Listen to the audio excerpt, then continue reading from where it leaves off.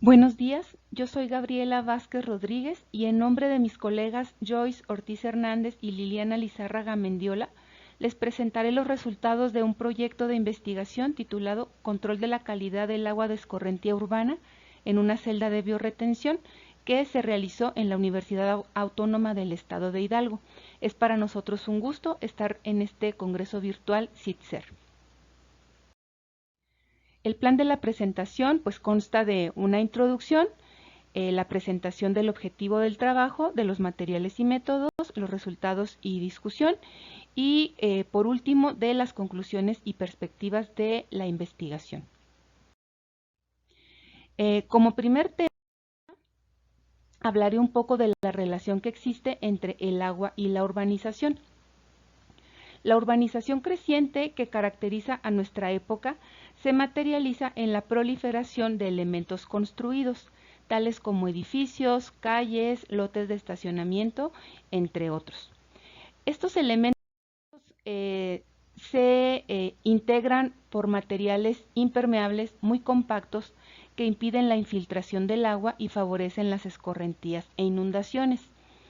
El agua de escorrentía urbana, que va a aparecer en las diapositivas como AEU, representa una fracción del agua de lluvia y que en el medio urbano representa una alteración del ciclo hidrológico y un problema para la mayor parte de las urbes del mundo.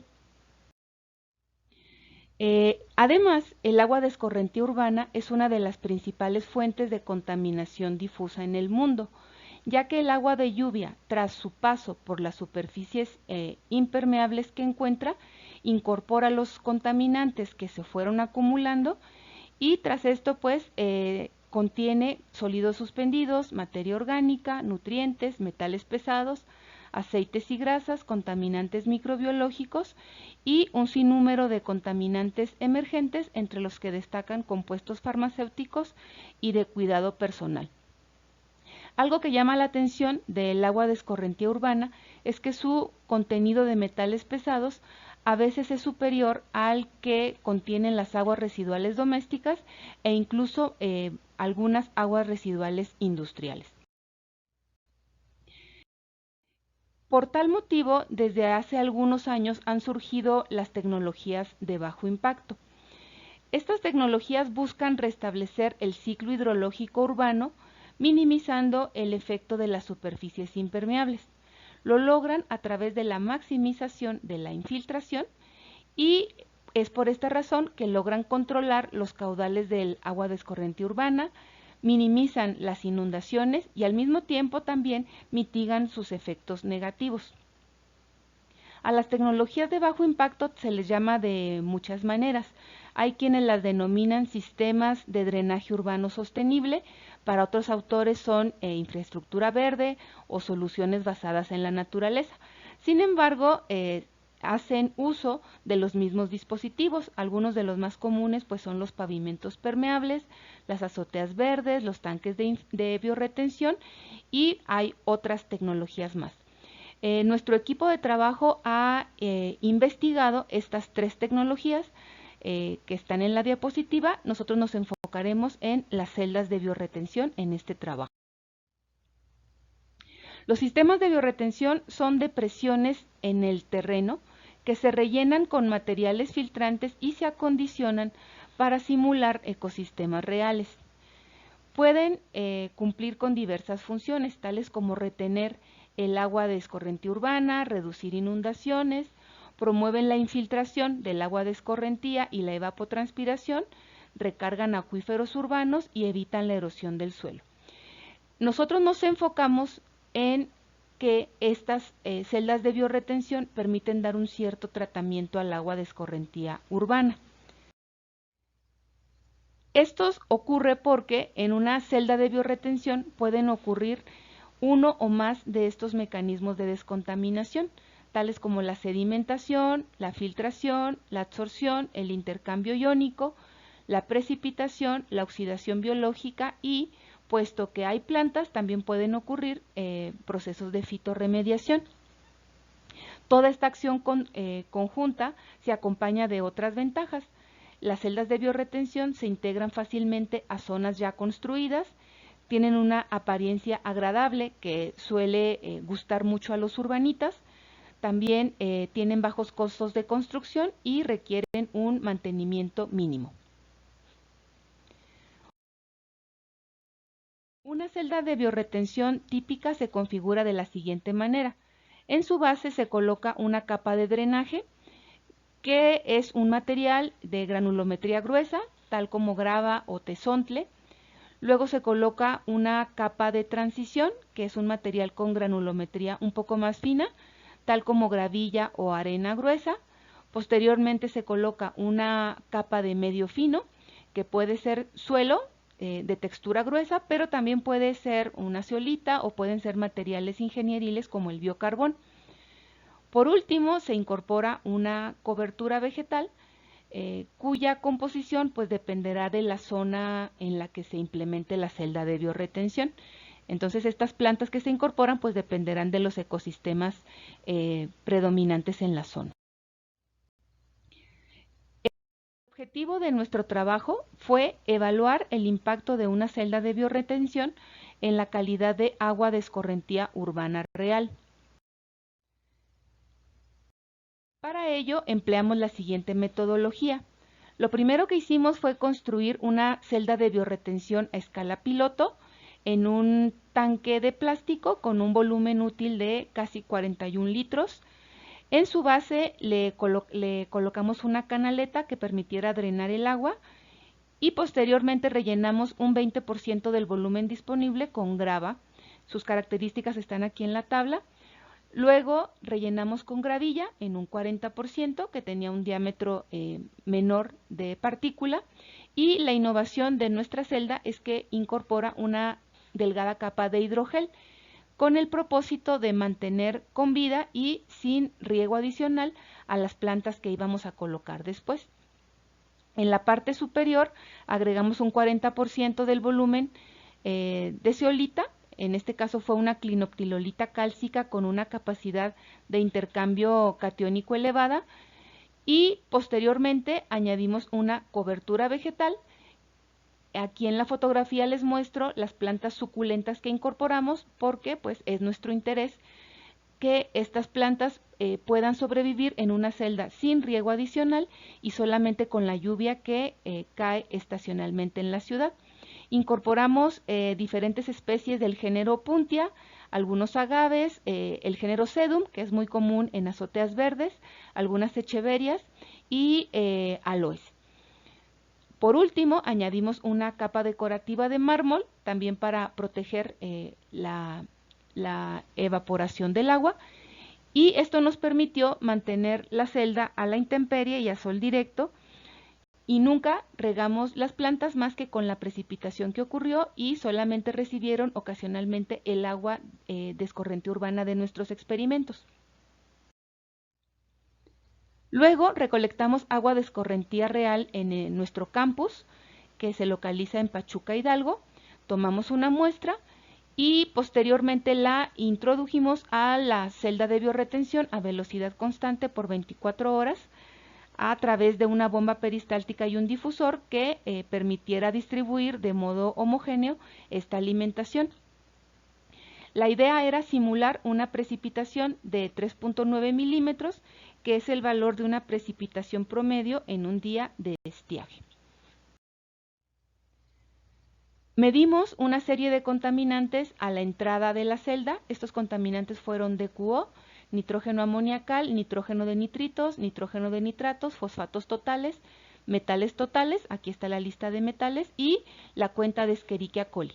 En la tabla también presento la técnica que usamos para medir estos parámetros, y lo hicimos tanto a la entrada de la celda como a la salida. Hay que aclarar que a la salida de la celda nosotros tomamos una muestra únicamente una vez que hubo terminado la alimentación y de que ya no hubo un escurrimiento considerable. Tomamos una sola muestra que se consideró representativa de la salida de la celda.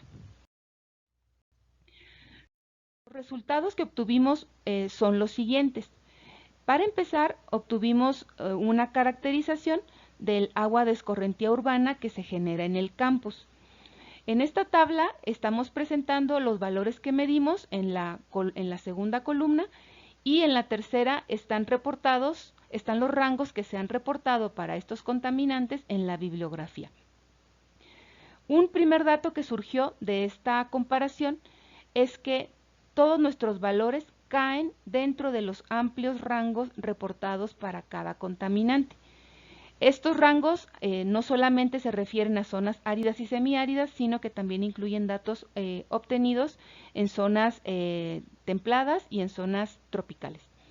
Pudimos observar que todos los parámetros que medimos caen en estos rangos, con la excepción del manganeso, que fue muy superior al rango reportado por la bibliografía, y lo mismo ocurrió con la cuenta de Escherichia coli, que aquí se reporta como el logaritmo de las unidades formadoras de colonias por mililitro.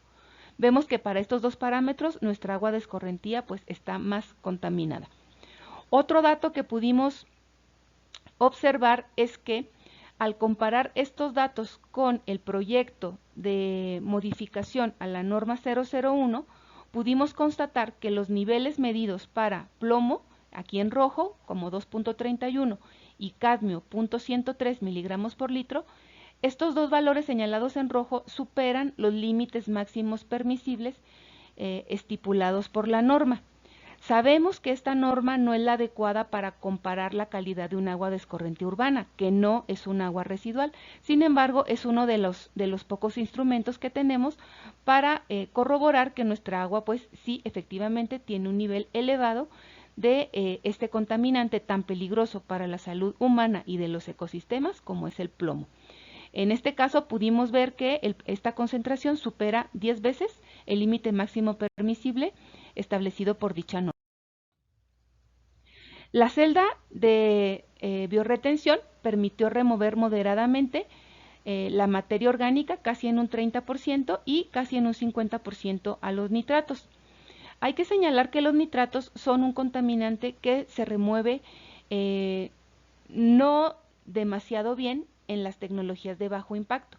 De hecho, en ciertas tecnologías como las azoteas verdes o los pavimentos permeables, los nitratos se exportan, es decir, salen más nitratos de los que entran. En nuestro caso no ocurrió esto, pero sí pudimos observar que los nitratos no se removieron apreciablemente.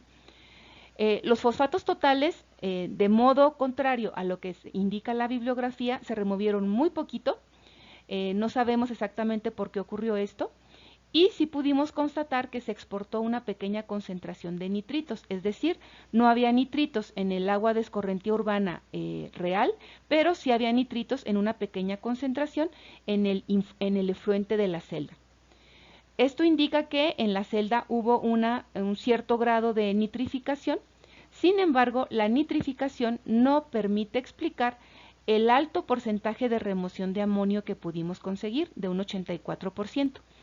Nosotros es casi seguro que este 84% de remoción del amonio se debe a un intercambio iónico con la zeolita que empleamos, puesto que el amonio no lo encontramos a la salida del efluente ni como nitrito ni como nitrato.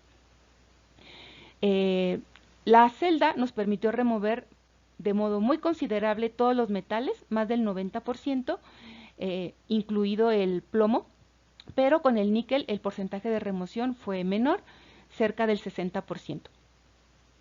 Otro objetivo alcanzado con la celda de biorretención fue la eliminación de Escherichia coli, el cual no pudimos encontrar ya ni detectar en el efluente de salida de la celda, por lo tanto su remoción pues fue completa de un 100%.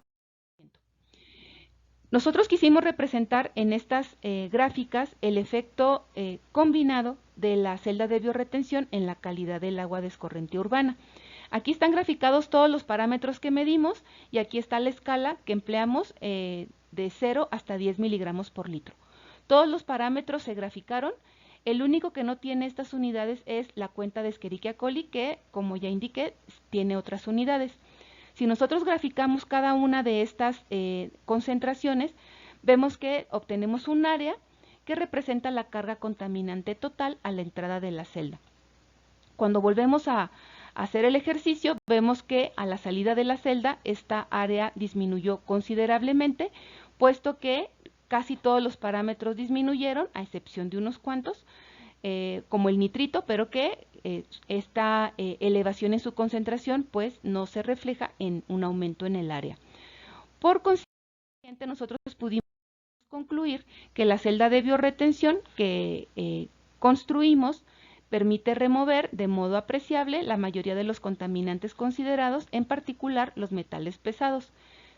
La excepción fueron los fosfatos y los nitritos, pero creemos como perspectiva que la optimización de la configuración de los materiales filtrantes y de la cobertura vegetal podría resolver estos inconvenientes. Los resultados promisorios obtenidos nos animaron a construir una celda de biorretención a escala real en nuestro campus, cuyo funcionamiento en condiciones climáticas reales está por ser validado. Muchas gracias por su atención. Este es mi correo por si tienen alguna duda o necesidad de información adicional. Hasta pronto.